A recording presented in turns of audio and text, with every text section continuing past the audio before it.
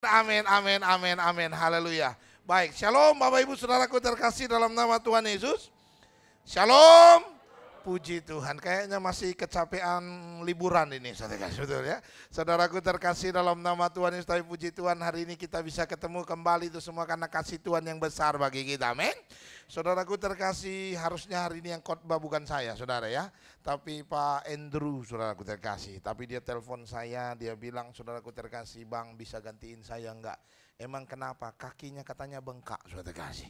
Jadi saudaraku terkasih dibawa ke Sinse, malamnya mendingan gitu ya. Lalu saudara pasti tiba-tiba pagi saudara terkasih dia bilang kakinya saudaraku terkasih nggak bisa jalan saudara. Jadi saudaraku terkasih entah salah urut entah salah urat enggak tahulah saudara terkasih, betul ya.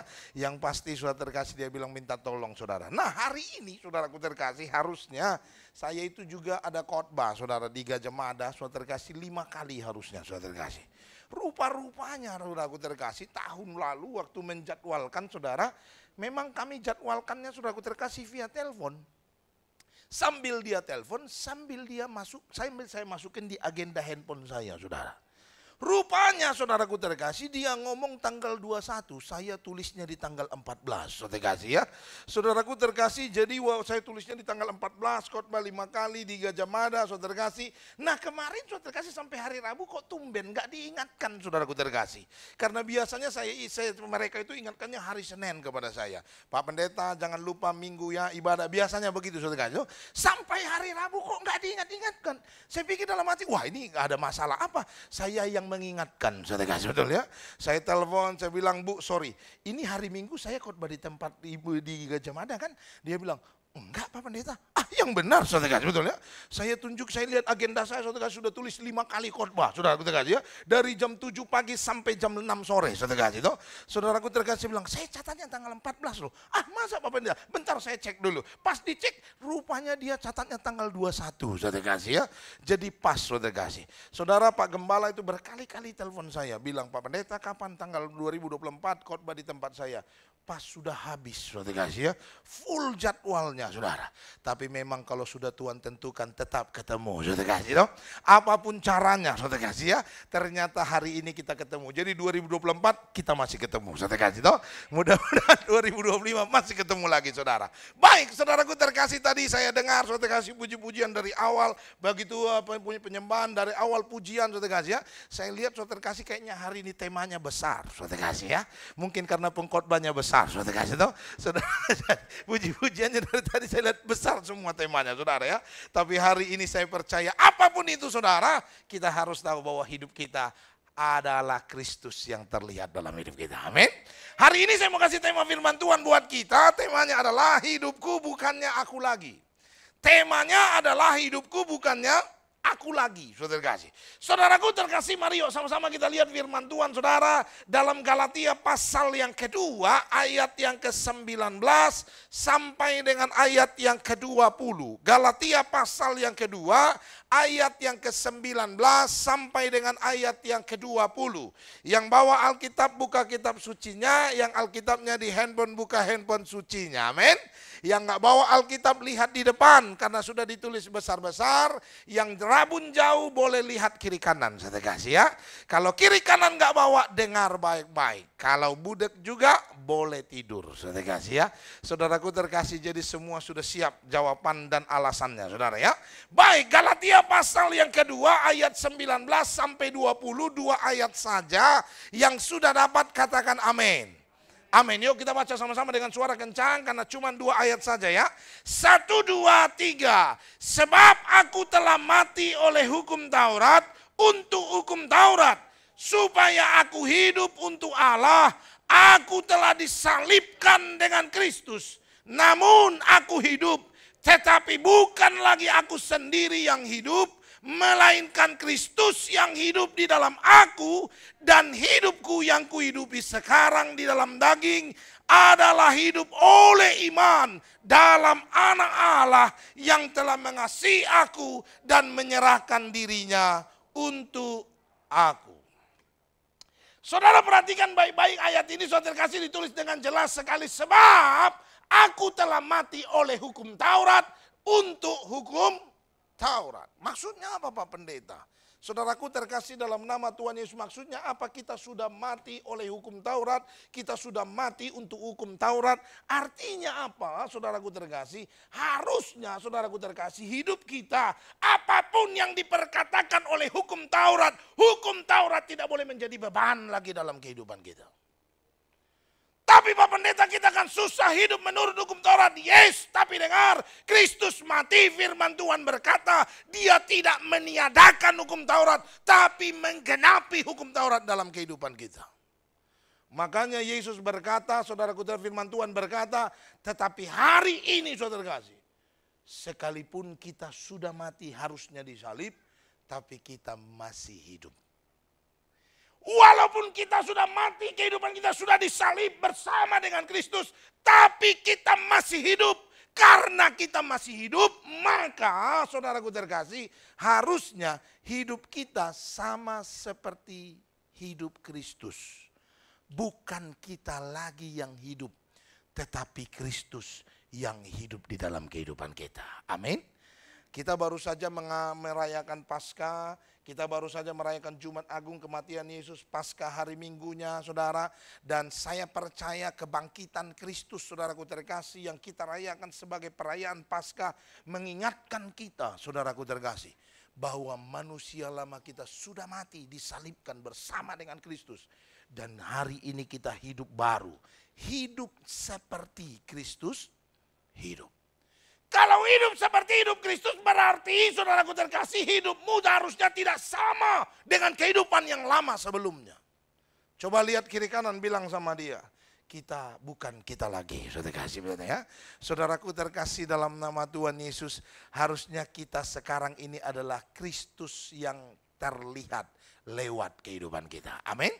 Nah, hari ini saudaraku terkasih, ketika kita mati disalibkan bersama dengan Kristus, lalu hidup seperti Kristus, dan Kristus hidup di dalam kehidupan kita, ini yang disebut dengan perjumpaan dengan Kristus.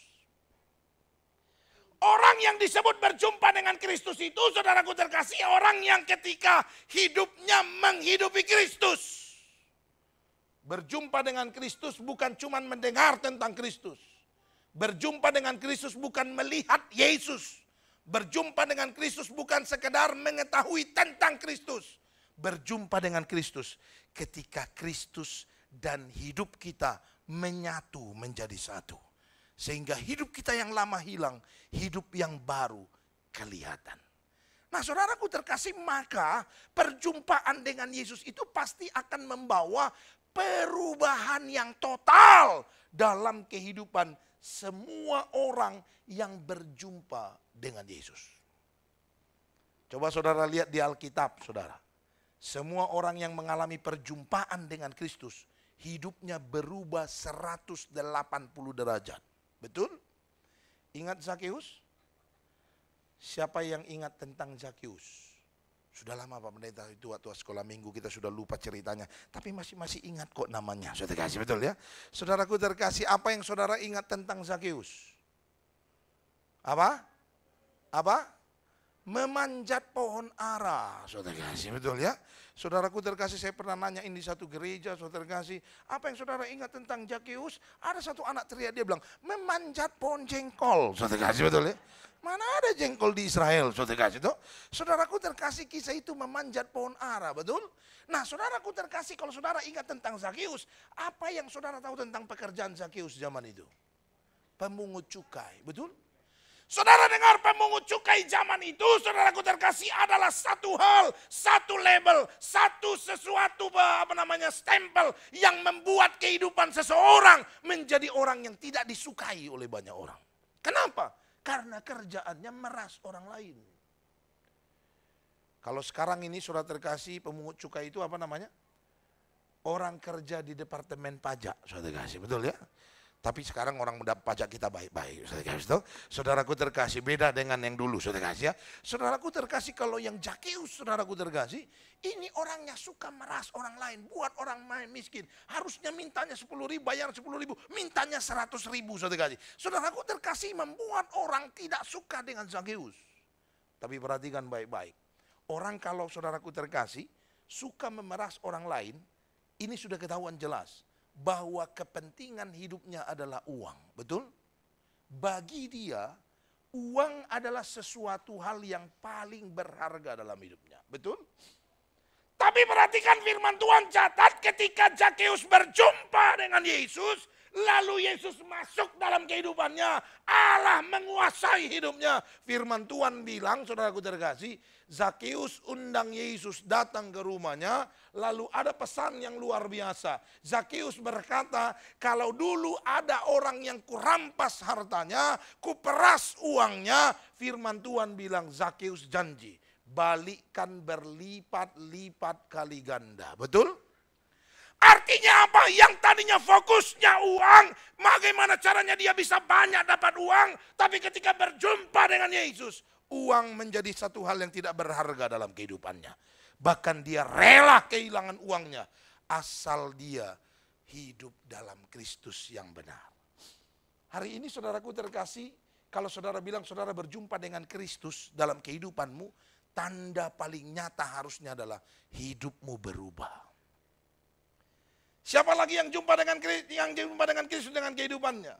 Paulus. Saudara ingat Paulus? Namanya sebelum Paulus siapa? Saulus. Dan saudara dengar, kalau saudara baca ayat Alkitab baik-baik, saudara kasih, ada satu kerinduan dan cita-cita Saulus dalam kehidupannya. Saudara tahu apa? Dia mau cari semua pengikut Kristus dan dia mau musnahkan semuanya. Mau binasakan semuanya. Itu cita-citanya. Tapi perhatikan baik-baik ketika dia berjumpa dengan Yesus di jalan, saudaraku terkasih. Ketika dia berjumpa dengan Tuhan Yesus di perjalanan. Ketika dia mau mengejar orang-orang Kristen. Firman Tuhan bilang dia mengalami Kristus dan berubah hidupnya. Dan kalau saudara baca firman Tuhan mulai dari kisah para rasul, terus sampai kitab-kitab yang ditulis oleh Rasul Paulus, kau akan ketemu Rasul Paulus bilang, mati pun aku rela. Bahkan Paulus berkata, bagiku hidup adalah Kristus, mati adalah keuntungan. Ada di tempat ini yang sudah berani bilang mati adalah keuntungan? Ada? Belum, saudara-saudara. Tapi ada di belakang satu bilang, amin. Saudara kasih, no? Walaupun saudaraku terkasih waktu ngomong itu, hati jantungnya berdetak kencang. Saudara kasih, betul ya? Saudaraku terkasih, belum ada saya perhatikan orang yang begitu kencang berani bilang, mati adalah keuntungan. Saudara dengar, kalau kau bertemu dengan Kristus, berjumpa dengan Kristus, harusnya perjumpaanmu membawa perubahan yang total dalam kehidupanmu. Kenapa bisa berubah total? Karena perubahan total itu terjadi karena kita telah menyalipkan, firman Tuhan tadi bilang, menyalipkan kehidupan yang lama dan mengizinkan Kristus hidup sepenuhnya di dalam kehidupan kita. Kalau kau tidak pernah menyalipkan kehidupanmu yang lama, saudara dengar, kau tidak mungkin pernah bisa menjadi hidup seperti Kristus. Tidak bisa tidak. Karena hanya dengan menyalipkan kehidupan yang lama, engkau bisa berubah dan memperlihatkan Kristus dalam kehidupanmu. Untuk itu hari ini saudaraku terkasih, mungkin kita bertanya dalam hati, Pak Pendeta apa yang harus saya salipkan? Supaya hidup kita, supaya hidup saya menjadi seperti Kristus. Bukan aku lagi, tetapi Kristus yang hidup dalamku. Saya temukan paling tidak ada 3 hal yang harus kita salipkan dalam kehidupan ini. Supaya yang terlihat dalam kehidupan kita adalah kemuliaan Tuhan. Adalah Kristus yang menjadi gambaran hidup kita. Saya temukan 3 hal. Apa itu saudara kasih? Yang pertama, yang harus kau salibkan dalam kehidupanmu supaya Kristus yang hidup dalam hidupmu bukan kehidupanmu lagi. Yang pertama Matius pasal 26 ayat 39, 42 dan 44. Mari kita lihat ayat firman Tuhan ini saudara kasih. Ini Yesus yang berfirman, saudara ya. Saudara lihat Matius pasal 26, ayat 39, ayat 42, dan ayat 44. Saudara perhatikan ayat ini. Firman Tuhan berkata, dan ia maju sedikit lalu sujud berdoa katanya, ya Bapa, jikalau sekiranya mungkin, biarlah cawan ini lalu daripadaku.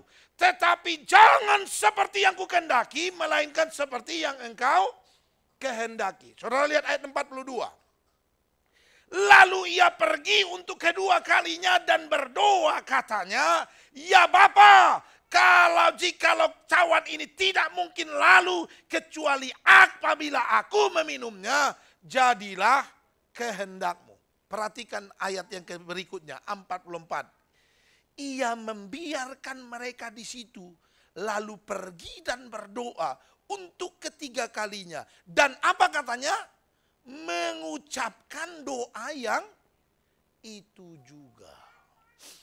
Saudara perhatikan, saudaraku terkasih, ternyata saudara, Yesus juga saudaraku terkasih, ngeri-ngeri sedap juga ternyata lihat kematian di kayu salib itu, saudara. Mungkin kita sudah terlalu sering dengar ayat ini, saudara kasih. Ayat tentang penderitaan Yesus.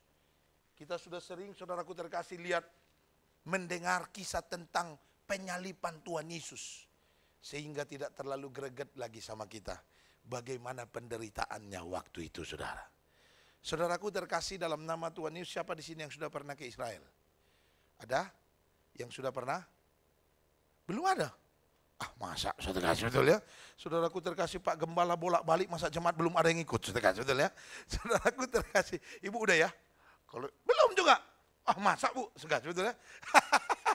Saudaraku terkasih, dalam nama Tuhan Yesus kita doakan Israel hari ini lagi perang, saudara. Lama Iran, saudara kasih, tadi saya baca beritanya, saudara kasih, Iran sudah serang Israel hari ini, saudara. Tapi kita doakan saudaraku terkasih supaya semua baik-baik saja, amin.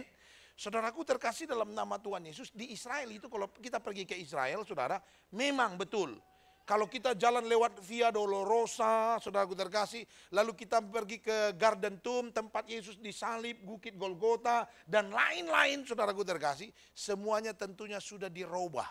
Semuanya tentunya sudah diperbaiki. Sehingga saudaraku terkasih, kita sulit melihat keasliannya lagi. Betul? Tapi saudaraku terkasih, ada satu saudaraku terkasih, situs penderitaan Yesus yang sampai hari ini masih ada, saudara. Saudaraku, apa itu, saudara? Sekarang dia dibikin gereja, nama gerejanya adalah Saint Peter Kaligantu, saudara. Saint Peter Kaligantu ini, saudaraku terkasih, kenapa pakai kata Peter? Karena di tempat itulah Petrus dulu menyangkal Yesus 3 kali. Gereja itu, saudaraku terkasih, adalah dulunya rumah Imam Kayafas. Tahu Imam Kayafas? Imam Kayafas adalah imam yang pertama sekali didatangi oleh para imam-imam kepala dan ahli-ahli Taurat untuk meminta keputusan supaya Yesus disalibkan, saudaraku terkasih. Saudaraku terkasih, tetapi waktu itu kalau saudara baca firman Tuhan, waktu itu saudara terkasih, Imam Kayafas belum terlalu berani memberi keputusan itu. Karena dia tidak mendapati kejahatan yang sepadan untuk hukuman mati, kata firman Tuhan.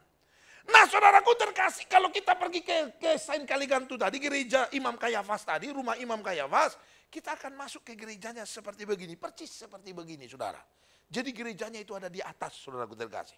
Nah di tempat seperti begini, saudara terkasih, di depan gereja, di altar di depan sini, ada sebuah lubang, saudaraku terkasih. Dan lubangnya sudah dipagar bagus, supaya saudara jangan lompat ke bawah, saudara terkasih ya. Saudaraku terkasih, jadi dia lubang besarnya kurang lebih pokoknya muat saya lah, saudara kasih, betul ya. Artinya kalau saya muat, semua muat, saudara kasih, betul ya. Saudaraku terkasih, dalam nama Tuhan Yesus, jadi ada lubang sudah dikacain bagus, dibikin pagar, saudara kasih. Lalu saudaraku terkasih, biasanya kalau kita datang ke sana, saudara duduk seperti begini, lalu guide lokalnya, biasanya pembimbing penuntun, pimpinan kita yang datangnya dari negara sana, Israel, akan menjelaskan kepada kita tentang kisah yang terjadi di tempat itu. Lalu setelah kita dijelasin, saudara kasih, biasanya kita dibawa turun.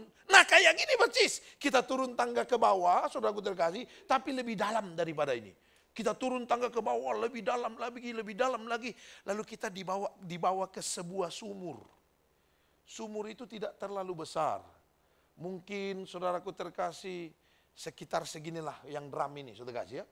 Dan dindingnya semua batu, saudaraku terkasih. Dan saudara dengar, sumur itu adalah tempat penjara sementara Imam Kayafas. Jadi kalau ada dulu orang mau dihukum, kalau kayak sekarang ini polsek, saudara kasih, betul ya. belum keluar, saudaraku terkasih, keputusan hukumannya, di penjara sementara di tempat itu. Nah saudara dengar, saudaraku terkasih, yang saya mau kasih tahu buat saudara adalah, saudara ingat gak, waktu Yesus belum dipenjarakan, dia disiksa habis-habisan, betul? Siapa di sini yang pernah nonton film The Passion of Christ? Saya pikir semuanya sudah pernah nonton, betul ya? Kita waktu nonton itu, saudaraku terkasih, semua kita meneteskan air mata, betul? Karena kita punya hati nurani. Saudara, nggak usah kita yang gede, anak saya yang masih 3 tahun, yang masih kecil, belum pernah nonton itu. Baru lihat sekali saja waktu Jumat Agung itu, saudara. Saya pulang sore-sore, saudara terkasih, dari pelayanan. Anak saya gendong, lalu anak saya cerita. Anak saya bilang, Pi, tadi adik nonton di gereja. Nonton apa? Yesus disiksa, Pi. Itu tangannya 3 kali dipaku. Padahal 3 paku maksudnya, 1, 2, kaki 1. Saudara kasih, betul ya? Saudaraku dikasih tangannya 3 kali dipaku, Pi. Dia dipukulin sampai berdarah-berdarah. Kasihan ya, Pi. Pi, sudah ya ceritanya? Betul ya? Saya bilang, kenapa sudah? Udah lanjutin dulu ceritanya, Papi mau dengar. Dia bilang, enggak, Pi, seram, kasihan Tuhan Yesus. Saudara, kalau kita nonton film The Passion of Christ itu sedih hati kita, betul? Saya mau kasih tahu buat saudara, dengar baik, saudara kasih. Kalau saudara baca Yesaya, saudara kasih, The Passion of Christ itu belum ada apa-apanya. Karena firman Tuhan catat, saking menderitanya dia, disiksa pada saat itu, sampai-sampai orang lihat dia, orang tidak kenal itu siapa. Saking hancurnya mukanya. Saudara dengar, lalu di tempat Imam Kayafas itu, saudara, sebelum dia diputuskan untuk dipenjara, dia kan untuk disalibkan, dia kan dipenjara dulu, betul? Nah saudaraku terkasih, maka di penjara itulah Yesus dipenjara waktu itu. Tapi yang menarik adalah cara masukkan ke penjaranya. Bukan dicebloskan ke penjara kayak kita di Indonesia. Tapi dijatuhkan dari lubang yang di atas tadi, saudara. Lalu Yesus diangkat pakai tali, saudaraku terkasih. Kemudian talinya dilepas dan dia jatuh ke bawah. Saudara, penderitaannya begitu luar biasa sekali. Yesus tahu itu. Makanya waktu dia berdoa di Taman Getsemani, dia coba nego dengan Allah Bapa. Kalau boleh, dilalukan cawan ini. Tapi kalau tidak, biar kehendakmu yang jadi. Saudara bisa bayangkan kalau hari itu, saudaraku terkasih, lalu Allah Bapa bilang, saudaraku terkasih, boleh. Kau enggak usah disalib. Rusak kita semua, saudara kasih, betul ya? Hancur hidup kita semua, saudara kasih. Maka untuk itu, saudara, untuk kau bisa sama seperti Kristus hidup, yang pertama yang harus kau salibkan dalam kehidupanmu adalah keinginan daging. Yang pertama yang harus disalibkan dalam kehidupan kita adalah keinginan daging kita, saudaraku terkasih. Apa yang disebut dengan keinginan daging yang membuat engkau jauh dari Allah, hidup dalam dosa, ini yang harus kita salibkan supaya hidup kita sama seperti Kristus. Yesus punya keinginan, tapi dalam keinginan itu dia berserah kepada Allah dan biar kehendak Allah yang jadi dalam kehidupannya. Artinya apa? Tidak salah memiliki keinginan. Tidak salah memiliki kemauan. Coba saya mau tanya di sini, kira-kira ada yang sudah tidak punya keinginan sama sekali? Ada? Kalau sampai ada, saran saya, lebih bagus kau mati cepat. Guys, betul ya? Karena hanya keinginan yang membuat kita hidup sebetulnya. Betul? Makanya punya keinginan makan, kita makan, punya keinginan minum, kita minum. Dan kita masih berjalan sampai hari ini. Lalu keinginan mana yang dimaksud, saudaraku terkasih, yang tidak boleh? Memiliki keinginan itu boleh, tetapi keinginan tidak boleh menguasai kehidupanmu. Sehingga keinginanmu harus tunduk kepada keinginan Kristus. Slide-nya lanjut. Keinginan kita, saudaraku terkasih, harus tunduk pada keinginan Kristus. Keinginan Tuhan, tidak boleh tidak. Jadi kau boleh punya keinginan, boleh punya mimpi besar, boleh punya kerinduan, boleh punya pengharapan luar biasa. Tapi dengar, semuanya itu harus tunduk kepada keinginan Kristus. Tidak bisa tidak, saudara. Karena kalau keinginanmu lepas dari keinginan Tuhan, maka kau akan menjadikan dirimu monster yang sangat mengerikan. Ingin kaya itu boleh dan bagus. Tidak usah takut ingin kaya. Firman Tuhan catat saudaraku terkasih beratus-ratus kali. Allah itu rindu memberkati kita. Diberkatilah engkau, diberkatilah engkau, diberkatilah engkau. Banyak sekali ayat itu ditulis, betul? Bahkan firman Tuhan catat tokoh-tokoh Alkitab pun banyak yang kaya rayanya enggak kira-kira. Saudara ingat Ayub? Ayub orang terkaya di zaman itu, saudara.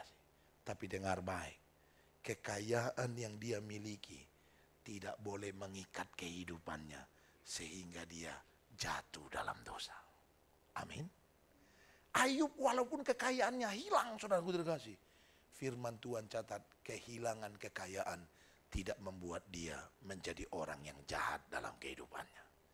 Dia tetap berjalan dalam kehendak Tuhan. Roma 8 ayat 8 sampai 9, mereka yang hidup di dalam daging, firman Tuhan bilang, tidak mungkin berkenan kepada Allah. Kalau kau hidup dalam daging, tidak mungkin engkau berkenan kepada Tuhan, kata firman Tuhan. Artinya apa, saudara kasih? Karena firman Tuhan bilang keinginan daging selalu membawa kita kepada maut. Betul? Saudaraku terkasih, biasanya keinginan daging itu kan ada 3 hal. 3 tah kata orang, saudara kasih, betul ya? Harta, tahta, dan salah, saudara kasih, betul ya? Saudaraku terkasih, ntar wanita marah lagi. Laki-laki juga banyak buat orang jatuh dalam dosa sekarang, saudara kasih, betul ya? Saudaraku terkasih, jadi harta, tahta, dan cinta, saudara kasih ya? Saudaraku terkasih, dalam nama Tuhan Yesus tidak ada yang salah dengan harta. Tapi jangan harta membuat engkau jauh dari Tuhan.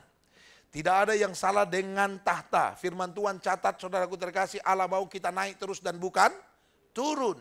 Allah mau kita menjadi kepala dan bukan ekor. Firman Tuhan catat jelas kalau Tuhan mau kita menjadi orang yang memiliki tahta yang luar biasa. Tapi tahta, keinginan memiliki tahta, jangan membuat engkau jauh dari Tuhan. Jangan gara-gara tahta kau jatuhkan orang lain. Jangan gara-gara posisi supaya naik perusahaan, supaya naik pangkatmu di perusahaan, kau buat orang lain salah, kau jerumuskan orang lain supaya kau diangkat dengan cara menjilat gaya kodok, saudara, betul ya? Kodok itu kan kalau mau lompat, yang bawah diinjak sama dia, yang sejajar diturunin, yang di atas dijilat, saudara, betul ya? Saudaraku terkasih, tidak perlu harus seperti begitu. Kalau Tuhan berkenan atas hidupmu, Tuhan akan angkat engkau dengan caranya yang ajaib. Amin, amin. Kau harus jadi orang rendah hati. Karena di dalam Tuhan hukumnya agak beda. Orang kalau di dunia, saudara kasih, kalau pengen naik, dia berusaha naik ke atas, betul? Kalau di dalam Tuhan beda, saudara kasih. Jalan ke atas adalah turun ke bawah. Kalau kau menjadi pribadi yang rendah hati, taat kepada Allah, walaupun harus mengalami banyak penderitaan sepertinya, saudara dengar, akan ada satu masanya Tuhan lihat engkau orang yang setia dalam perkara yang kecil, dan firman Tuhan berkata, Tuhan percayakan engkau perkara yang besar. Beda dalam Tuhan. Ikuti firman Tuhan saja. Waktu kau jalan di jalurnya Tuhan, Tuhan yang akan angkat engkau dengan caranya yang luar biasa. Amin.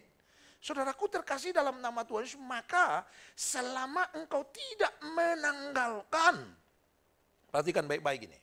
Selama engkau tidak menanggalkan keinginan daging, engkau tidak akan pernah mengalami perubahan. Sebab Kristus tidak hidup dalam kehidupanmu. Jadi kalau kau masih dikuasai oleh keinginan dagingmu, jangan pernah harapkan perubahan. Itu tidak akan terjadi. Perubahan hanya akan jadi mimpi dalam kehidupanmu. Tapi kalau kau berani salibkan keinginan dagingmu, salibkan keinginan yang membuat engkau jauh dari Allah, maka Tuhan akan membuat engkau menjadi pribadi yang baru dalam engkau. Amin. Pribadi yang luar biasa. Jangan pertahankan hidup dalam keinginan daging, sebab hidup dalam keinginan daging hanya menciptakan kepuasan sementara dan tidak pernah berakhir dengan sesuatu yang indah. Coba saudara lihat orang kalau nyuri-nyuri itu. Uangnya sih kelihatannya banyak, tapi hasil korupsi, hasil nyuri, saudara kasih ya. Orang dunia bilang begini, uang setan dimakan hantu, saudara kasih, betul ya. Saudaraku terkasih, artinya apa? Pernah nggak saudara lihat? Dapat duitnya kayaknya cepat banget, saudara kasih, betul ya. Kayaknya hebat banget dapat duitnya, tapi hilangnya juga cepat, betul? Betul? Orang yang suka pergi ke Gunung Kidul, saudara kasih tahu, kelihatannya hebat, luar biasa, kaya. Coba saudara lihat ending hidupnya. Semuanya hancur biasanya. Saya pernah cerita sama saudara. Ada seorang bapak kesaksian sama saya. Waktu saudaraku terkasih, dia pengen kaya, dia pergi ke Gunung Kidul. Dan betul, waktu dia mempersembahkan katanya korban ke Gunung Kidul itu, saudara kasih, dia sampai berlutut-lutut jalannya. Sungkem untuk jalan ke sana. Untuk memberikan persembahan. Tapi begitu saudaraku terkasih, pertama hidupnya bagus. Usahanya transportasi, saudara kasih. Wah, bagus, kayaknya luar biasa.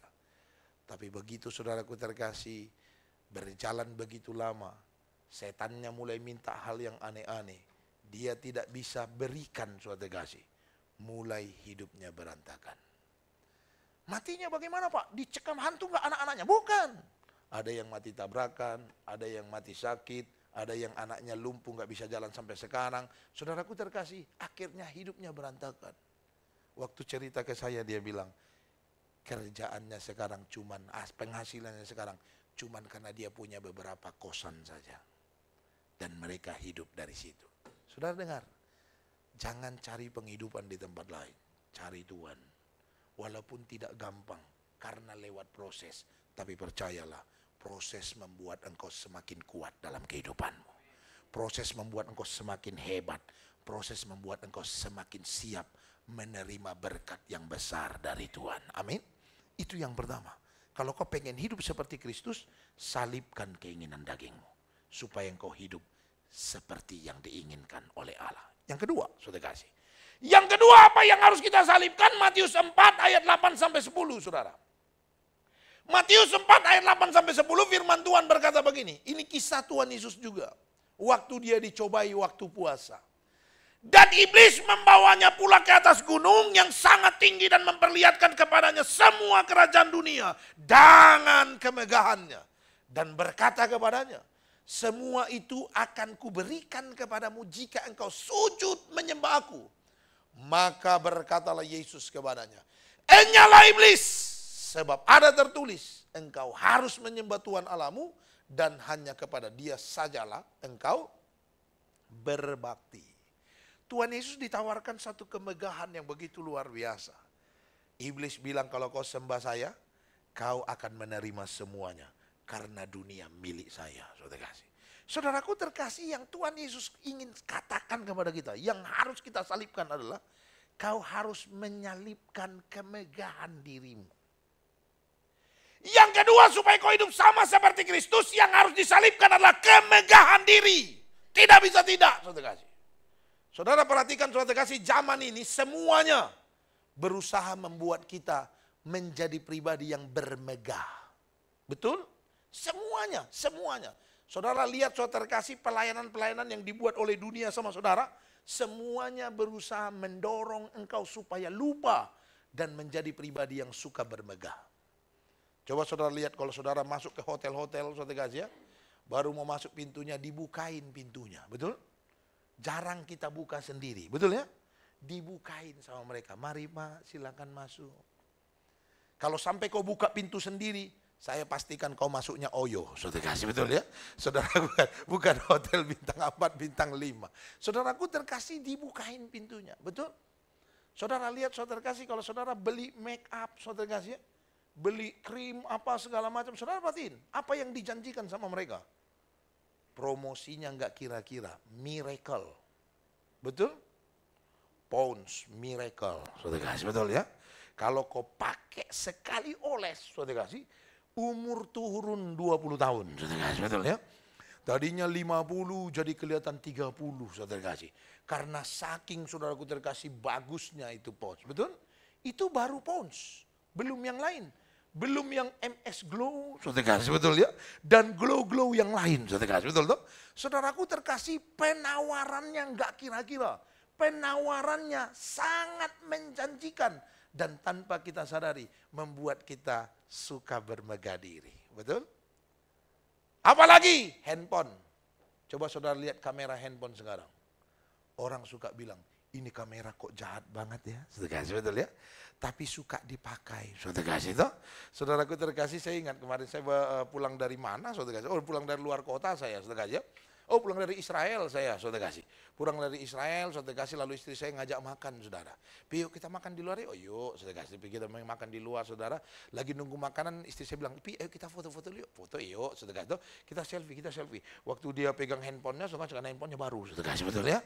Saudaraku terkasih, waktu dia pegang handphonenya, dia bilang, Pi, ini handphonenya jahatnya nggak kira-kira. Loh kenapa saya bilang begitu? Dia coba lihat tuh kita jadi kelihatan muda, saudara kasih, betul ya. Saya bilang sama istri saya, sudah matiin saja itu-itunya, saudara kasih ya. Fitur cantiknya dimatiin, saudara kasih. Supaya polos apa adanya. Dia bilang, oh jangan Pi, jadi kelihatan tua kita, saudara kasih, betul ya. Saudaraku terkasih dalam nama Tuhan Yesus, tanpa kita sadari, saudara kasih, kita itu senang bermegah diri, betul? Dan orang yang tidak terkontrol dengan baik, rasa bermegah dirinya membuat dia menjadi sombong dalam kehidupannya. Saudara harus hati-hati dengan kemegahan diri, karena kemegahan diri bisa membuat engkau tidak berkenan di hadapan Allah. Kenapa? Karena tujuan Tuhan memberkati kita bukan supaya kita menjadi sombong atau berbangga diri. Bukan, saudara kasih. Kalau Tuhan berkati engkau, kalau Tuhan izinkan kau menikmati sesuatu yang hebat dalam kehidupanmu, tujuannya satu, supaya kau jadi berkat bagi orang lain. Itu tujuannya, saudara. Bukan supaya kelihatan hebat dan sombong. Bukan supaya kelihatan bermegah diri. Bukan, supaya kita jadi berkat bagi orang lain. Sebab, saudaraku terkasih, kemegahan diri tidak pernah menjadikan kita serupa dengan Tuhan. Namun sebaliknya, kemegahan diri membuat hidup kita tidak berkenan di hadapan Allah. Saudara ingat kenapa Lucifer dibuang dari sorga? Kenapa? Sombong. Saudara dengar baik-baik. Kalau kau tahu itu, saudara kasih, yang sombong ternyata dibuang dari sorga, jangan sombong. Karena kalau kau sombong, baru mau daftar ke sorga saja, sudah langsung dieliminasi namamu, saudara. Karena yang sombong nggak pantas masuk kerajaan Allah. Coba lihat kiri kanan, bilang sama dia, jangan sombong lo, sudah kasih, betul ya. Saudaraku terkasih, supaya apa? Supaya kita pantas masuk kerajaan Allah. Amin, amin, saudara. Jangan sombong, tidak ada yang perlu kita sombongkan dalam hidup ini, betul? Nah, ada yang kita perlu sombongkan. Apa yang perlu kau sombongkan dalam hidupmu? Karena kau cantik, karena kau ganteng, karena kau kuat, pintar. Saya mau kasih tahu, saudara, firman Tuhan bilang, itu usianya cuma 70 sampai 80 tahun saja. Betul? Cuman sampai 70-80 tahun saja. Kalau sudah umur 80, saudaraku terkasih, tidak ada yang bisa dibanggakan lagi. Kita mau membanggakan kita cantik pun, saudaraku terkasih, sudah tidak terlihat cantik memang, saudara kasih, betul ya? Kalau masih muda, minyak wanginya nggak kira-kira. Kalau sudah tua nggak laku minyak wangi. Di minyak wangi pun sudah terkasih tetap kelihatan jelek, saudara kasih, betul ya? Sudah.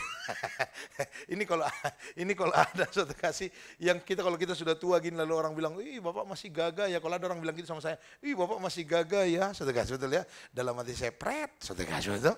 Saudaraku terkasih, sudah besar begini, saudara kasih masih dibilang gagah. Lihatnya dari mana? Sedotan kali, saudara kasih. Itu cuma penghiburan, saudara kasih, betul ya? Orang tua itu, saudara kasih, kalau kayak kita ini, istriku kemarin baru ngomong juga, saudara kasih, malam-malam. Saya suruh dia gosok, saya beli minyak arak Chinese itu, saudara kasih. Saudaraku terkasih, saya bilang sama istri, bisa gosok nggak di punggung saya? Lalu saudara kasih, waktu digosok kan ternyata baunya minyak nyong-nyong begitu, saudara kasih, betul ya? Saudaraku terkasih, baunya nggak kira-kira, saudara kasih. Lalu lagi gosok begitu, saudara kasih, istri saya bilang, Pi, ternyata kita sudah tua ya. Emang kenapa? Ya ini buktinya, sudah malam mulai digosok minyak panas-panas semua, saudara kasih. Saudaraku terkasih, kalau kita ini usia cuma 70-80, setelah itu tidak ada yang perlu dibanggakan. Maksud saya adalah kalau kau tahu bahwa semua itu akan berakhir dan tidak bisa dibanggakan akhirnya, kenapa kau harus berbangga, saudara? Kalau kau diberkati Tuhan, dengar saya kasih tahu buat saudara, nikmati saja. Nikmati saja apa yang dipercayakan Tuhan dalam hidupmu. Kekayaan, kekuatan, pintaran, skill, apapun yang dipercayakan Tuhan dalam hidupmu, nikmati saja. Tapi kalau kau mau harus bermegah, kau harus bermegah karena kebenaran.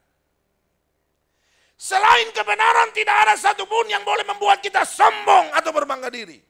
Sebab semua yang kita punya datangnya dari Tuhan. Dipercayakan bagi kita supaya kita memuliakan Tuhan.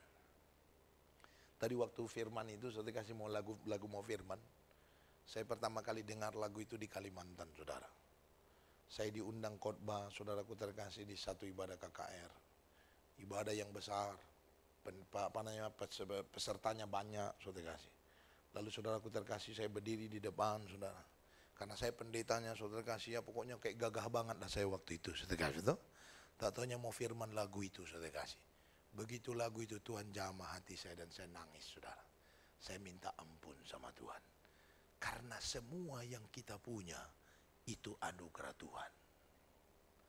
Kalau hari ini kau pintar, itu karena Tuhan yang kasih kau kepintaran. Kalau hari ini kau hebat, itu karena Tuhan yang buat kau hebat. Kalau sampai kau bermegah diri karena kehebatan dan kepintaran dan kemampuan yang kau miliki, hati-hati.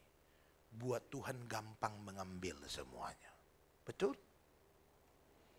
Tuhan kalau mau ambil sesuatu yang kita sombongkan dalam hidup kita, sebentar buat Tuhan. Tinggal diklik saja. Tersumbat satu di saluran otak, saudara ya, selesai semuanya. Betul? Jadi tidak ada yang perlu disombongkan. Kita harus hidup berserah kepada Allah. 1 Korintus 5, 6-8 firman Tuhan berkata, kemegahanmu itu tidak baik. Sudah dengar firman Tuhan bilang, kemegahanmu tidak baik. Tidak tahukah kamu bahwa sedikit ragi mengamiri seluruh adonan? Firman Tuhan bilang, saudaraku terkasih, buang ragi yang lama itu supaya kamu menjadi adonan yang baru. Sebab kamu memang tidak beragi. Sebab anak domba Paskah kita juga telah disembelih, yaitu Kristus. Karena itu marilah kita berpesta. Bukan dengan ragi yang lama. Bukan pula dengan ragi keburukan atau kejahatan. Tetapi dengan roti yang tidak beragi, yaitu kemurnian dan kebenaran. Jangan karena kemegahanmu yang sedikit saja, kesombonganmu yang sedikit itu, saudara kasih, merusak reputasimu yang baik. Jangan jadi orang yang sombong. Jangan jadi orang yang suka bermegah diri. Orang yang hidup dalam kemurnian dan kebenaran akan selalu terlihat indah dan istimewa sekalipun mereka sedang tidak bermegah diri. Saudara dengar maksudnya apa? Saudara perhatikan baik-baik. Kalau kau hidup dalam kemurnian dan kesucian, kau nggak usah menyombongkan sesuatu pun. Orang akan lihat kau istimewa luar biasa. Amin. Jadi biasa aja, saudara kasih. Santai aja. Walaupun kau jelek, saudara kasih betulnya, gak usah berkecil hati. Hidup benar saja. Waktu orang lihat kehidupanmu yang benar, orang akan bilang dia itu hebat. Dia itu luar biasa. Dia itu istimewa. Kenapa? Karena kebenaran yang kau hidupi dalam kehidupanmu. Amin. Jadi saudaraku terkasih, jangan rendah diri dengan sesuatu yang kita anggap tidak atau rendah dalam kehidupan kita. Jangan-jangan. Karena siapapun kita, Tuhan bisa buat kita istimewa. Asal kita hidup dalam kebenaran dan kemurnian. Amin. Lihat kiri kanan, bilang sama dia, ada harapan buatmu. Bilang sekali, betul ya. Saudaraku terkasih, saudaraku, supaya kita tetap istimewa di hadapan Allah. Itu yang kedua. Yang ketiga dan terakhir, saudara terkasih. Terakhir, jangan lupa terakhir harus kencang, saudara, betul ya. Saudaraku terkasih, yang terakhir saudara, apa yang harus kita salibkan supaya hidup kita berkenan di hadapan Allah? Yeremia 17 ayat 5 dan 7. Dengar firman Tuhan bilang begini. Beginilah firman Tuhan. Terkutuklah orang yang apa katanya? Mengandalkan manusia. Yang mengandalkan kekuatannya sendiri dan yang menjauhkan diri daripada Tuhan. Diberkatilah orang yang mengandalkan Tuhan dan yang menaruh harapannya pada Tuhan. Saudara dengar firman Tuhan bilang, kalau kau mengandalkan kekuatanmu, kau bukannya jadi terlihat hebat, tapi terkutuk, kata firman Tuhan. Artinya apa? Yang ketiga, yang harus kita salibkan dalam kehidupan kita adalah kekuatan diri. Pak, kalau begitu kita nggak usah kuat dong, Pak. Nggak usah olahraga, nggak usah fitness, nggak usah terlihat keren dan luar biasa dong, Pak. Kenapa? Karena itu tidak penting ternyata dalam hidup kita. Bukan itu maksudnya, saudara. Atau jangan-jangan dalam hati saudara berkata begini, pantas saja Bapak itu badannya begitu. Rupanya karena dia tahu ayat ini, saudara kasih, betul ya. Jadi makanya dia besar, nggak mau olahraga, nggak mau fitness. Saya fitness juga. cuman nggak kurus-kurus. Saudara kasih, betul ya. Saudaraku terkasih, karena fitnessnya jarang, makannya banyak. Saudara kasih, betul ya. Apalagi kalau sudah ada masalah, makan terus. Saudara kasih, betul. Saudaraku terkasih, bukan itu maksudnya. Kita harus kuat, kita harus sehat, kita harus menjadi orang yang hebat terlihatannya dalam kekuatan. Saudara kasih. Tapi dengar, saudaraku terkasih, kekuatan yang kita punya, kehebatan yang kita punya, tidak boleh menjadi satu hal yang kau andalkan dalam kehidupanmu. Karena kalau kau kuat, sekali lagi ingat, itu karena Tuhan yang buat kau kuat, bukan karena kau kuat. Semua kekuatan dan kemampuan yang engkau miliki harus dipergunakan di bawah kontrol Allah. Sebab Tuhanlah yang menjadikan engkau kuat dan hebat. Jadi apapun itu kekuatanmu, harus di bawah penjagaan Tuhan. Di bawah, apa namanya itu? Sudah kasih betul ya? Pemeliharaannya Allah. Semua saudaraku terkasih yang kita anggap kuat dalam kehidupan kita, itu karena Tuhan yang memberi kita kuat. Tuhan tidak mempercayakan kekuatan atasmu untuk kemegahan diri. Tuhan tidak kasih kau kuat supaya kau sombong, bukan. Tuhan tidak kasih kau kuat supaya kau jahat, supaya memuaskan hawa nafsu, membalas dendam, apalagi sampai melupakan Tuhan. Tidak, Tuhan tidak kasih kekuatan buat itu. Kalau Tuhan kasih kau kekuatan, karena Dia mau dengan kekuatan itu kau memuliakan Tuhan. Jadi hari ini jangan pakai kekuatanmu untuk sesuatu hal yang salah. Jangan pakai kekuatanmu untuk sesuatu hal yang tidak benar dalam kehidupanmu. Karena kau larinya kencang, jadi kau suka nyuri. Saudara kasih, betul ya? Karena begitu kita nyuri, dikejar, enggak ketemu. Saudara kasih, no? Salah, ini adalah kekuatan yang akan membawa engkau kepada kehancuran. Saudara dengar, waktu Tuhan turun ke dunia, saudaraku terkasih, Dia turun dengan kehidupan Allah, sebagai Allah. Tapi firman Tuhan bilang dia mengosongkan dirinya. Coba saudara lihat, Filipi 2 ayat 5-9. Saudara lihat ayat ini, saudara kasih. Firman Tuhan bilang begini, hendaklah kamu dalam hidupmu bersama menaruh pikiran dan perasaan yang terdapat juga dalam Kristus Yesus. Yang walaupun dalam rupa Allah. Yesus yang walaupun Allah, firman Tuhan bilang, tidak menganggap kesetaraannya dengan Allah itu sebagai milik yang harus dipertahankan. Tidak membuat itu, saudara kasih, sebagai sesuatu yang dia pakai menjadi tameng, saudara kasih. Supaya orang terus hormat sama dia. Bukan, saudara kasih. Waktu dia ngambil posisi sebagai manusia, dia menahan diri. Firman Tuhan bilang, mengosongkan dirinya sendiri dan mengambil rupa seorang hamba dan menjadi sama dengan manusia. Dan dalam keadaan sebagai manusia, ia merendahkan dirinya dan taat sampai apa katanya? Dan taat sampai apa? Saudara dengar. Baik-baik, saudara kasih. Firman Tuhan bilang, Yesus yang adanya adalah Allah yang punya kekuatan hebat, punya kekuatan luar biasa. Tapi karena dia punya visi penebusan dosa, harus menjadi manusia dan menggunakan kekuatan manusia. Saudaraku terkasih, dengar, saya mau kasih tahu saudara, dia tidak pakai kekuatan Allah, saudara. Dia menahan diri untuk terus berjalan dalam natur manusia. Tapi dalam keadaan itu dia tetap taat. Dia taat sampai mati. Kadang kita, saudaraku terkasih, disakiti orang lain. Kita dibuat sesuatu yang tidak kita suka dalam kehidupan kita. Lalu kita tidak balas. Itu bukan karena kita tidak mau balas saat itu. Tapi karena hari itu kita belum punya kekuatan. Jadi kita taat, kelihatan taat sama Tuhan. Bukan karena taat. Tapi karena tunggu waktu yang tepat, saudara kasih, betul ya? Saudara ingat waktu Yesus disalib, kalimat terakhir yang dia bilang apa? Sudah selesai, betul? Saudara dengar, kata sudah selesai, bahasa Yunaninya tetelestai itu, saudara kasih. Untung dia pakai kata selesai. Saudara bayangkan gak kalau dia bilang sudah cukup? Wah, itu hancur udah kita semua, saudara kasih, betul ya? Itu artinya tunggu tinggal pembalasan, saudara kasih. No? Saudaraku terkasih, tapi dia nggak bilang begitu, saudara kasih. Dia bilang sudah selesai.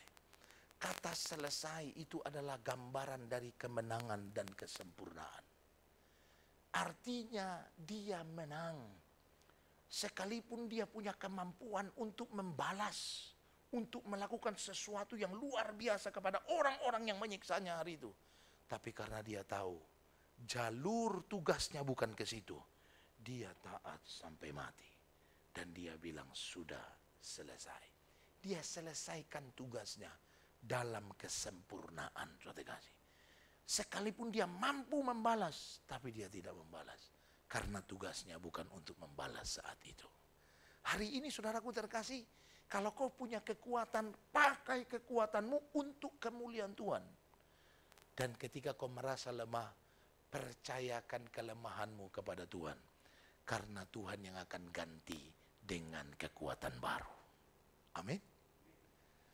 Orang kalau menaruh kekuatannya kepada Tuhan, saudara kasih, sekalipun dia lemah dan tidak kuat, dia akan banyak melihat kekuatan baru yang tidak pernah dia alami dalam kehidupannya. Saya baru pulang dari Israel, saudaraku terkasih, bulan 2 kemarin, saudara. Lalu harusnya saya pergi tahun lalu sebetulnya, bulan November, sorry. Tapi karena bulan Oktober perang, saudara kasih, tanggal 7 Oktober, kita ingat itu ya, perang, lalu semua peserta mundur, saudara kasih. Akhirnya saya bilang sama mereka, kita pindah waktunya. Kita pindah menjadi tahun depan. Lalu akhirnya November, saya lihat orang sudah mulai pergi, saudara kasih ya, beberapa grup sudah mulai pergi. Lalu kami akhirnya putuskan pergi juga, saudara. Walaupun sampai di sana, begitu ketemu dengan orang Israel bilang, kami salut dengan orang Indonesia. Oh ya, kenapa? Karena semua negara tidak ada yang berani datang ke Israel. Cuma Indonesia, saudara kasih, betul ya? Indonesia memang keren, saudara kasih. No? Saudaraku terkasih, jadi waktu kami pergi ke sana memang orang Indonesia semua, saudara kasih ya. Tapi waktu pas grupnya saya, saudara kasih, itu sudah mulai ada Filipina, sudah mulai ada India, saudara kasih. No? Waktu itu kami ada sekitar 15 grup pada saat itu di sana, saudara kasih. Dan memang Asia memang tetap is the best, saudara kasih, betul ya.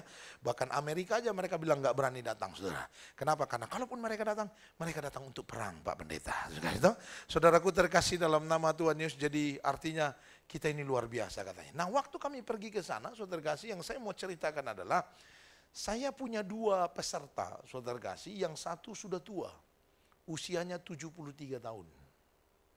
Dia sih semangat. Tapi anaknya ketakutan, saudara kasih, betul ya. Jadi anaknya berkali-kali nelpon saya, saudara kasih. Lalu bertanya kepada saya, Pak Pendeta, ini bagaimana mama kami? Mama kami ini 73 tahun loh Pak Pendeta. Nanti dia bisa jalan nggak di sana? Nah saya bilang, mana saya tahu, saudara kasih, betul ya. Orang mereka yang punya mama tinggalnya juga di Lampung, saudara kasih, betul ya. Saya nggak pernah ketemu, saudara kasih. Saya tanya, lo terus mamanya bagaimana? Mama sih semangat-semangat aja Pak Pendeta. Tapi kata kami yang ketakutan. Ya sekarang saya serahkan kepada kalian. Kalau kalian siap, ya ayo berangkat. Lalu nanti kalau mama kami nggak bisa jalan bagaimana Pak Pendeta? Saya yang gendong, saudara kasih, betul ya. Saudara, yang penting dia semangat dulu, saudara kasih. Kalau dia sih semangat Pak Pendeta. Ya sudah kalau gitu, gimana? Mau ikut apa enggak? Ya udah ikut Pak Pendeta. Akhirnya dibayarin mamanya, saudara kasih. Mereka bayarin mamanya, saudara kasih, dan ikut. Yang satu lagi, saudaraku terkasih, seorang ibu. Ibu ini belum terlalu tua, 50-an kayaknya umurnya. Tapi dia punya pengapuran di lutut, saudara kasih. Jadi dia susah jalan, saudara. Dia jalan aja sudah pincang-pincang, saudara kasih. Dia datang ke kantor saya sampai 2 kali. Cuman mau tunjukin dia jalan, saudara kasih, betul ya. Saudaraku terkasih, lalu dia bilang, Pak Pendeta, coba lihat saya cara jalannya begini. Kira-kira bisa nggak saya nanti jalan di sana? Loh ibu bisa nggak? Saya bilang, saudara kasih, betul ya. Jangan tanya saya karena saya kan nggak ngalamin, saudara kasih, betul. Kalau saya tanya, ibu sanggup nggak kira-kira nanti jalan di sana? Nanti di sana banyak nggak jalannya? Ya banyak, jalan mulu, saudara kasih, betul ya. Lah kita kan mau jalan-jalan, saudara kasih, betul. Ya pasti jalan lah, saudara kasih, betul ya. Tapi jalannya banyak jalannya, saudara kasih. Apalagi waktu di Israel itu jalan terus. Kadang setengah hari kita jalan, dijemput cuma makan siang saja, saudara kasih. Baru diantar lagi di satu tempat, jalan lagi, saudara kasih. Sampai sore baru dijemput lagi, taruh di hotel, saudara kasih. Lalu dia bilang, gimana ya Pak Pendeta? Ya terserah ibu, mau nggak ikut? Kalau mau ikut, ayo. Tapi kalau ibu bilang enggak bisa, ya saya juga nggak bisa bilang. Tapi kalau saya yakin, kalau ibu bilang bisa, ibu percaya Tuhan kasih kekuatan. Lalu dia bilang, oke lah kalau gitu Pak Pendeta, saya ikut, saudara kasih. Akhirnya dia ikut dengan suaminya berdua, saudara kasih. Akhirnya kita berangkat Februari kemarin, saudara. Saudaraku terkasih, si Oma yang 73 tahun si kuat, hebat dia. Dia kejengkang 3 kali, saudara kasih, betul ya. Saudara,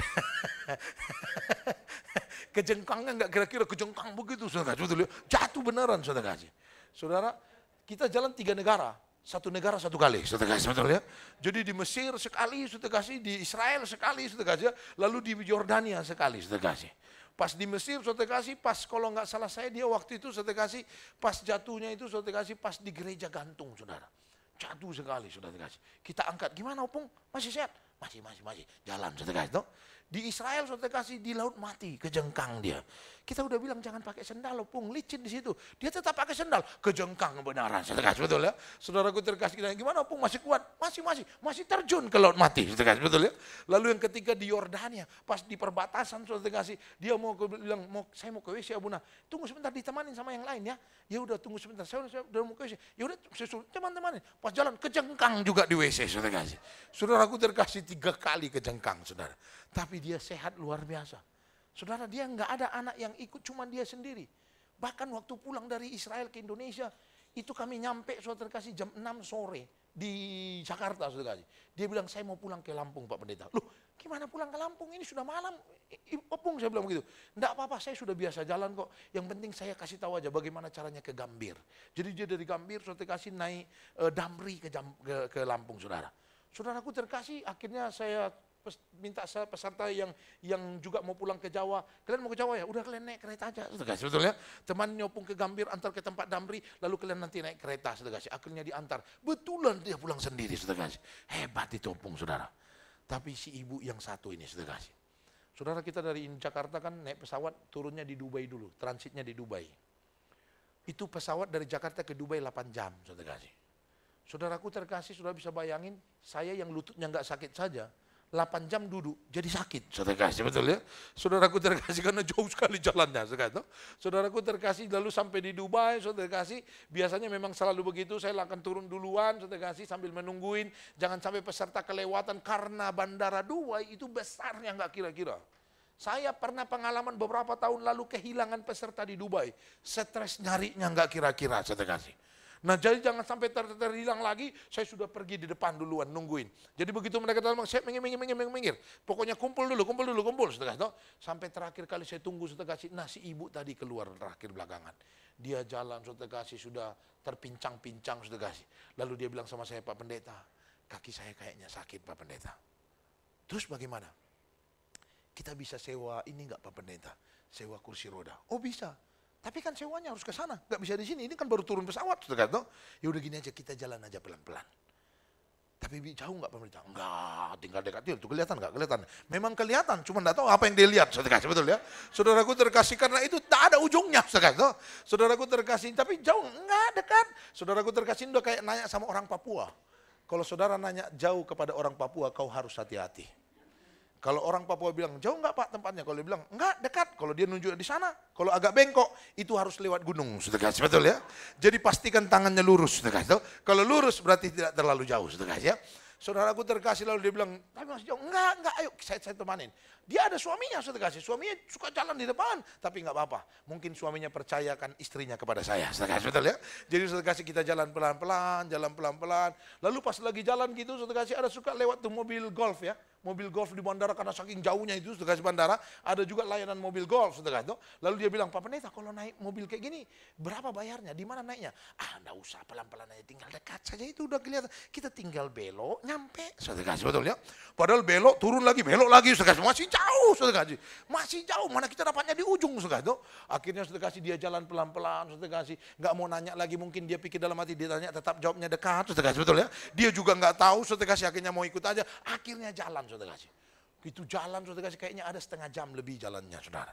Lalu saudaraku terkasih, begitu jalan, saudara kasih, sampai di tempat gate berikutnya untuk transit, saudara. Saya bilang sama dia, Bu, ibu tunggu sini ya, sebentar saya mau ke kamar mandi. Lalu saudaraku terkasih, saya pergi cepat-cepat. Padahal bukan mau kamar mandi, saya takut diomelin, saudara kasih, betul ya. Bilangnya jauh, dekat, tapi jauhnya nggak kira-kira, saudara kasih. Saudaraku terkasih, langsung pergi, saudara kasih. Saya pergi ngopi-ngopi, karena 4 jam transitnya ya, ngopi-ngopi, saudara kasih. Begitu lihat, udah 4 jam, saya pergi lagi sana. Ayo, kita udah masuk, saudara kasih. Kita masuk lagi ke pesawat, terbang ke Mesir, saudara. Dari Dubai ke Mesir 3 jam, saudara kasih. Begitu terbang, nyampe di Mesirnya pagi, saudara. Jadi kita nyampe nggak langsung ke hotel. Langsung city tour, saudara kasih, langsung jalan, saudara kasih. Berkali-kali ini ibu nanya saya, Abuna, Jauh nggak? Nggak, tinggal turun itu tempatnya gerejanya kelihatan. Saudara, orang gerejanya gede ya kelihatan lah, saudara, betul ya. Saudara kita jalan, saudara turun tangga lagi, naik lagi, saudara. Pokoknya jalan terus peran-peran. Begitu terus setiap hari. Setiap dia nanya, saya bilang nggak dekat, saudara, betul ya. Pokoknya dia jalan karena dia belum pernah, saudara. Jadi dia nggak tahu, ikut aja, saudara, betul ya. Saudara dia jalan terus, apalagi begitu naik sampai di Israel. Israel kan jalan terus kerjanya. Dari pagi sampai sore jalan kaki terus, saudara. Saudaraku terkasih, dia ikut jalan terus, pokoknya kita jalan walaupun tidak cepat, lambat-lambat, tapi tetap jalan, saudara kasih. Saudaraku terkasih, dalam nama Tuhan Yesus sampai ke Jordan, saudara. Lalu kita akhirnya terbang pulang, saudara kasih, 12 hari kemudian, saudara. Waktu terbang, saudara kasih, sama, karena kita naik pesawat Emirates juga, transitnya Dubai juga, saudara kasih. Sampai di Dubai turun, saudara kasih, jalan, pas lagi di jalan, dia panggil saya, dia bilang, Abuna. Saya dalam hati, gawat, saudara kasih, betul ya. Nggak bisa bohong lagi nih, saudara. Karena dia udah dari situ kemarin, saudara, betul ya. Ini kalau saya bilang dekat lagi bisa marah dia, saudara. Saya bilang, waduh gawat, dipanggil dah saya, saudara. Saya bilang, oh iya ibu, kenapa? Saya bilang begitu ya, Abuna, saya heran loh Abuna. Heran kenapa? Saya bisa jalan loh Abuna. Dan sekarang kayaknya saya masih kuat jalan rasanya. Nah kan, saya bilang bisa, saudara. Saudaraku terkasih, yang saya mau kasih tahu buat saudara seperti begini. Orang kalau kasih atau taruh kekuatannya pada Allah, sekalipun dia tahu dia lemah, Tuhan yang akan ganti kelemahannya menjadi kekuatan yang baru. Amin. Cuman sayangnya saudaraku terkasih, kadangkala, seringkali kita itu terpautnya sama kekuatan kita sendiri. Begitu kita lihat kita lemah, saudaraku terkasih, akhirnya kita merasa lemah dan tidak mau bergerak, dan tidak mau melangkah, tidak mau berjalan. Sehingga saudaraku terkasih, kita hanyut dalam kelemahan kita. Hari ini apapun persoalanmu, seberat apapun itu, dan sekalipun kau tahu kau tidak sanggup melakukannya, melewatinya secara manusiamu, saya mau kasih tahu buat saudara dengar, taruh kekuatanmu ke dalam tangan Tuhan. Maka dia akan ganti kelemahanmu jadi kekuatan. Jangan ada yang putus asa karena masalah, apalagi sampai bunuh diri. Saya ingat itu, saudara kasih, berita yang sampai sekarang saya belum ngerti, saudara kasih. Yang 4 orang bunuh diri lompat dari apartemen. Saudara bisa bayangin, saudara kasih. Yang saya bingung, anaknya kan ikut lompat juga, saudara kasih. Itu saya bertanya-tanya lama itu. Kira-kira apalah yang dia tanya, apalah yang dikasih tahu sama orang tuanya, sama anaknya. Sampai anaknya ikut lompat juga, saudara kasih. Saya pikir pasti dia bilang, kita ini sebetulnya keturunan Superman, saudara kasih, betul ya? Jadi kalau kita lompat, kita bisa terbang, saudara kasih, betul ya? Tak taunya enggak terbang, mati 4-4-nya, saudara kasih. Saudaraku terkasih, janganlah seberat apapun masalahmu, saudara kasih. Kalau hari ini kau berkata, kok kayaknya tidak bisa melewatinya, coba jangan putus asa dulu. Sebelum kau putuskan putus asa, coba diam sebentar, coba tenang sebentar. Saran saya adalah apa? Coba ingat-ingat lagi. Kira-kira sebelum ini kau pernah nggak punya masalah yang berat, yang bagimu juga kayaknya sudah tidak bisa dilewati. Coba renungkan lagi. Saya yakin jawabannya pasti pernah. Betul? Saya yakin jawabannya pasti pernah. Dan waktu kau sudah dapat jawabannya pernah, coba pikirkan sekali lagi, ingat-ingat lagi. Kira-kira waktu itu bagaimana ceritanya? Persoalanmu kok bisa selesai? Saya yakin sulit bagimu mendapatkan jawabannya. Karena banyak masalah yang kita alami, selesainya begitu saja. Kita nggak tahu malah, kenapa kok bisa selesai itu masalah. Betul? Hari ini dengar, kalau Tuhan dulu pernah tolong engkau dengan cara yang seperti itu, karena kekuatannya yang bekerja dalam hidupmu, sehingga kau menang atas persoalanmu. Hari ini, Dia akan lakukan hal yang sama, bahkan lebih baik daripada sebelumnya. Amin. Untuk itu saudaraku terkasih, maka engkau harus berani menyalipkan kekuatanmu, supaya hanya kekuatan Kristus yang terlihat dalam kehidupanmu. Tidak ada kita yang lemah, karena Tuhan yang kasih kita kekuatan. Tidak ada kita yang rendah, karena Tuhan yang mengangkat kita. Tidak ada kita yang tidak mampu, karena Tuhan yang memampukan kehidupan kita. lihat kiri kanan, bilang sama mereka, Tuhan menguatkan engkau. Haleluya. Tuhan Yesus memberkati kita semua. Mari kita bangkit berdiri, saudaraku terkasih. Kita mau naikkan pujian yang tadi. Anugerahmu, semua karena anugerahmu. Terima kasih Bapa yang baik. Kami bersyukur buat anugerahmu yang besar bagi kami. Terima kasih Yesus.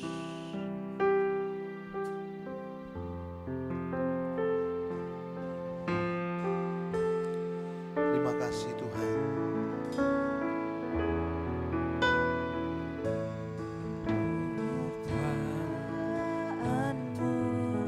Tuhan selamanya bagiku, hadirmu di hidupku, terutama bagiku,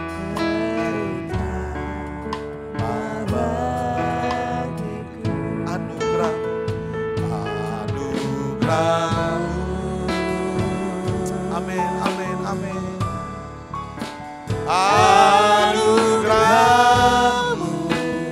semua karena anugerahmu, semua karena anugerahmu, bukan karena kekuatan. Anugerahmu ya Tuhan, anugerahmu.